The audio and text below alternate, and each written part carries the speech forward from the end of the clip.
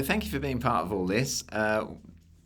So on Sunday we looked at Jesus the Word, and the way that John starts his gospel with this: in the beginning was the Word, and the Word was with God, the Word was God. And the way that for every Jew who's reading that, they would immediately think, and Christian probably, Christian who's reading that would think of Genesis 1 and the creative power of the Word, the creative power of God expressed in Jesus, and the whole of creation, the fullness of creation, the life of creation. In him was life, nothing was made that wasn't that he didn't make.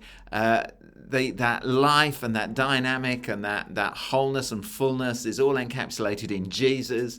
But for the Greek, then the Word is the foundational principle of the universe. It's the thing that holds everything together. So beauty and maths and politics and science and just society as a whole, all held together by this unifying principle of Word. And John says that's Jesus. All truth is God's truth. And I tried to explain that on Sunday as we looked at this beautiful passage at the beginning of John's Gospel, that Jews and Greeks would see it very differently, but they would both get the idea that the whole of life is encapsulated in this. And as God speaks, he speaks Jesus, he speaks his heart that's encapsulated in the life of Jesus, in the things that he spoke about, the things that he did, the way that he lived. All of that expresses God's heart. The way that he died in order to reconcile us to himself, that's God's heart. The way that he takes sin upon himself and absorbs all of that and comes out of that whole crucifixion and resurrection thing victorious, that's all on God's heart. And then it's God's character, what God is like.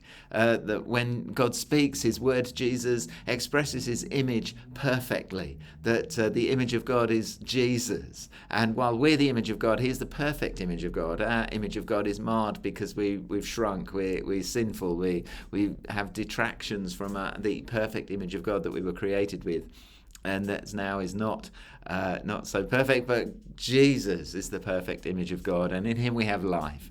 And it'd be great to be able to pray and speak life into different situations tonight as you think about that, as you pray about that, as you minister to each other, to carry that life into the situations of death around us, and all sorts of different ways that manifests, isn't there? But we can bring life givers, life bringers. We are people who display something of the light of Christ. We display his image. Have a good time as you talk about this stuff, and I hope it's a really helpful discussion and really good prayer together. Bless you. See you in a bit. Bye-bye.